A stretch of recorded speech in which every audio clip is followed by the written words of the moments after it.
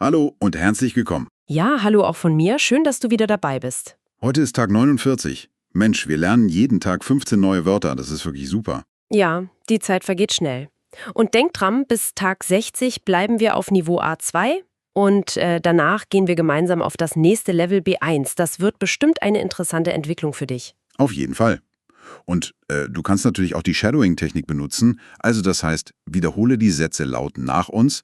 Wiederholung hilft ja bekanntlich sehr beim Lernen. Genau, einfach mitsprechen. Mhm. Das Thema für heute ist Grundwortschatz, Restaurant und Café. Also speziell für Deutschlernende auf Niveau A2. Wir helfen dir, 15 wichtige Wörter zu verstehen und auch anzuwenden. Damit du dich das nächste Mal im Restaurant oder Café einfach sicherer fühlst. Ganz genau. Und wenn wir alle 15 Wörter richtig gut und klar erklärt haben, erzählen wir euch am Ende noch eine kleine Alltagsgeschichte. Ja, da siehst du dann, wie die Wörter so zusammen funktionieren. Bleib also unbedingt bis zum Ende dabei. Fangen wir an. Was ist so das Erste, was man im Restaurant oft bekommt? Gute Frage. Also, wenn man sich hinsetzt, kommt meistens das Menü. Das Menü. Genau. Die englische Bedeutung ist Menu. Ein ganz einfacher Satz dazu vielleicht. Ja. Im Restaurant lese ich zuerst das Menü.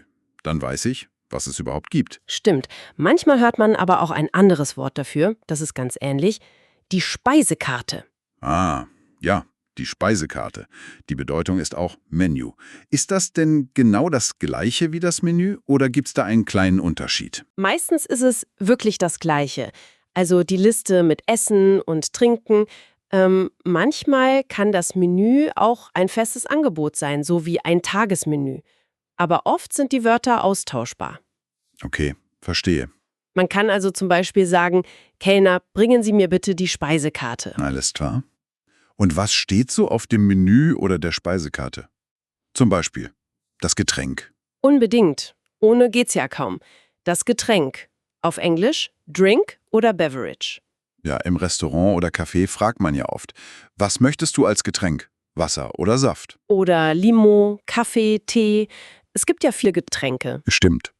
Und oft, gerade wenn es vielleicht ein bisschen kühler ist, startet man ja gerne mit etwas Warmem. Wie wär's denn mit die Suppe? Oh ja, die Suppe. Lecker. Englisch? Soup. Eine gute Idee, oder? Gerade im Herbst oder Winter. Ein Beispielsatz dazu wäre, an kalten Tagen esse ich gerne eine warme Suppe. Das kann ich gut nachvollziehen. So eine Tomatensuppe oder vielleicht eine Gemüsesuppe. Immer gut. Definitiv. Und wenn man nach der Suppe und vielleicht dem Hauptgang noch ein bisschen Appetit auf was Süßes hat, dann kommt, Das Dessert. ja, das Dessert. Englisch Dessert. Also der süße Abschluss sozusagen. Genau. Eis, Kuchen, Pudding. Da gibt es viele leckere Sachen. Zum Beispiel, zum Dessert gibt es heute Eis. Klingt gut. So, und um all diese Dinge, Getränk, Suppe, Dessert zu bekommen, muss man ja dem Kellner oder der Kellnerin sagen, was man möchte. Man muss also, Bestellen. ja, genau, das Verb bestellen. Englisch to order. Ein sehr wichtiges Wort. Und wie ist die Vergangenheitsform? Also wenn ich erzählen will, was ich hatte? Das Perfekt. Das Perfekt von bestellen ist ganz regelmäßig. Hat bestellt. Hat bestellt. Okay, also kann ich sagen, ich habe einen Kaffee bestellt. Oder wir haben gestern Pizza bestellt. Passt beides. Prima. Wenn wir dann bestellt haben, bringt uns ja jemand das Essen und die Getränke. Also der Kellner oder die Kellnerin, die servieren. Genau, servieren. Auf Englisch to serve, auch ein wichtiges Verb in der Situation. Ja, und das Perfekt dazu. Ist es auch regelmäßig? Ja, ist es auch. Hat serviert. Hat serviert. Ah, okay. Ein Beispiel im Präsens. Der Kellner serviert das Essen schnell. Und im Perfekt vielleicht? Die Kellnerin hat uns die Getränke serviert. Sehr schön. Manchmal sieht man ja was auf dem Teller vom Nachbarn, das interessant aussieht. Oder man ist sich nicht sicher, ob man das mag. Dann möchte man vielleicht ein kleines Stück probieren. Ah ja, probieren. Das bedeutet to try oder to taste. Also einfach mal testen, wie etwas schmeckt. Genau. Und die Perfektform hierfür. Ist auch regelmäßig. Hat probiert. Hat probiert? Man könnte also zum Beispiel fragen, möchtest du meine Suppe probieren? Die schmeckt echt gut. Oder man erzählt danach. Ich habe den Kuchen probiert. Er war sehr lecker. Das passt doch super. Stimmt. So, und wenn dann alles gegessen und getrunken ist, ja, dann kommt der Moment, wo man die Rechnung begleicht. Man muss bezahlen. Das gehört dazu, klar. Bezahlen. Englisch? To pay. Und die Perfektform für die Vergangenheit ist? Die ist hat bezahlt. Hat bezahlt. Alles klar. Ein ganz typischer Satz im Restaurant ist ja, wir möchten bitte bezahlen. Genau. Oder wenn man schon fertig ist, kann man sagen, keine Sorge, ich habe die Rechnung schon bezahlt. Passt perfekt. Aber manchmal, egal ob man bestellen will oder bezahlen oder irgendwas anderes braucht, da muss man ein wenig Geduld haben. Man muss warten. Das kommt vor. Ja. Warten.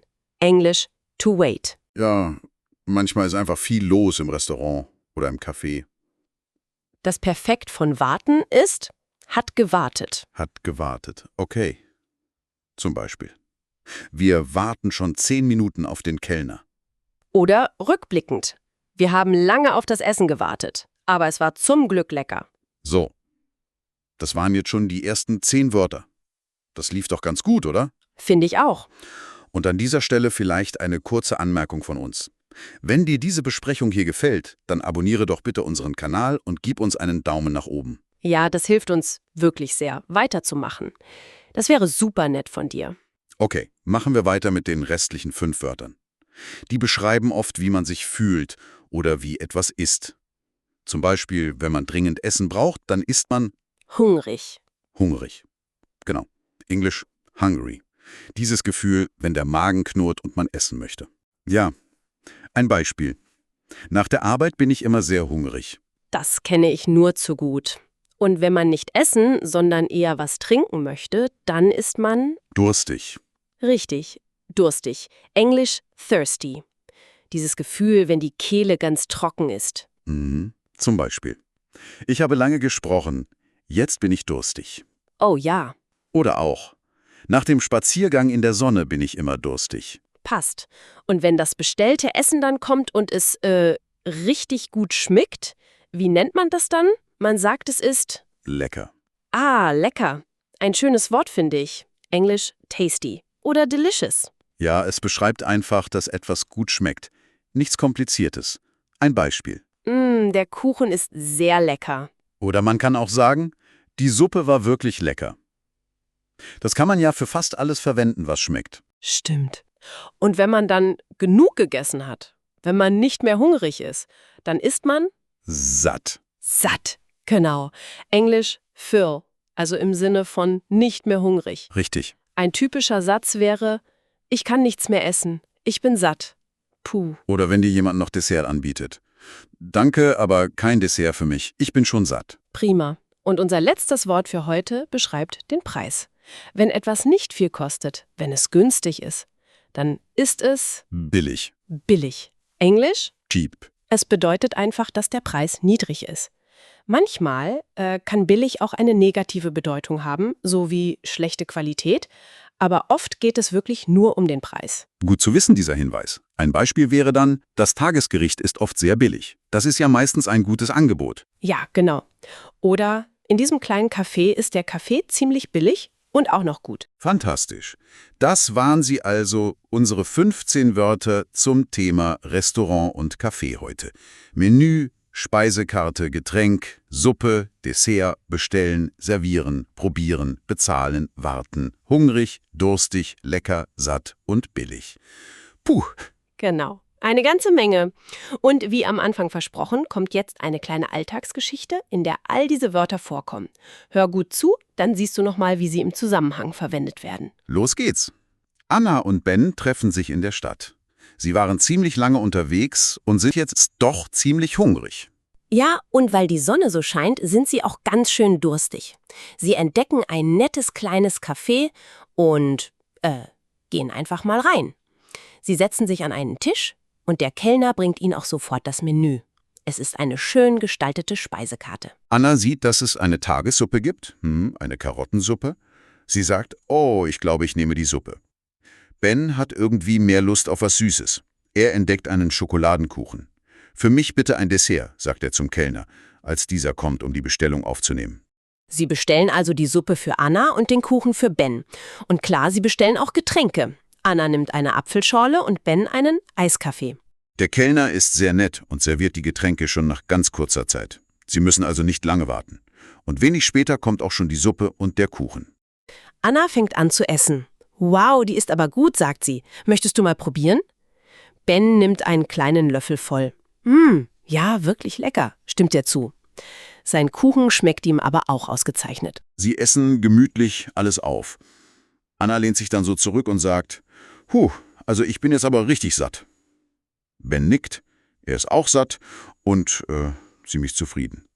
Nach einer Weile möchten sie dann bezahlen. Der Kellner bringt die Rechnung. Sie schauen drauf und sind, positiv überrascht. Schau mal, das ist ja echt billig hier, sagt Ben. Anna freut sich auch. Gutes Essen zu einem guten Preis. Was will man mehr? Sie bezahlen und verlassen das Café gut gelaunt. So, das war unsere kleine Geschichte. Konntest du alle Wörter wiederfinden und verstehen, wie sie benutzt wurden? Wir hoffen, diese kleine Szene hat dir geholfen. Jetzt bist du dran. Schreibt doch bitte mal eure Sätze mit diesen Wörtern in die Kommentare. Wir sind gespannt und freuen uns darauf, sie zu lesen. Genau. Und abonniert den Kanal und wenn euch diese Folge gefallen hat, gebt uns doch einen Daumen nach oben. Das ist eine tolle Unterstützung für uns. Wirklich. Und nicht vergessen, das Thema von morgen ist auch sehr spannend. Reisen im Ausland. Da sprechen wir über wichtige Wörter für Flughäfen, Hotels und allgemein fürs Unterwegssein. Also bleibt unbedingt dabei. Das könnte für deine nächste Reise ziemlich nützlich sein. Ganz bestimmt. Das war's dann für heute. Wir hoffen, es hat dir Spaß gemacht und du konntest wieder etwas lernen. Tschüss und bis morgen. Mach's gut!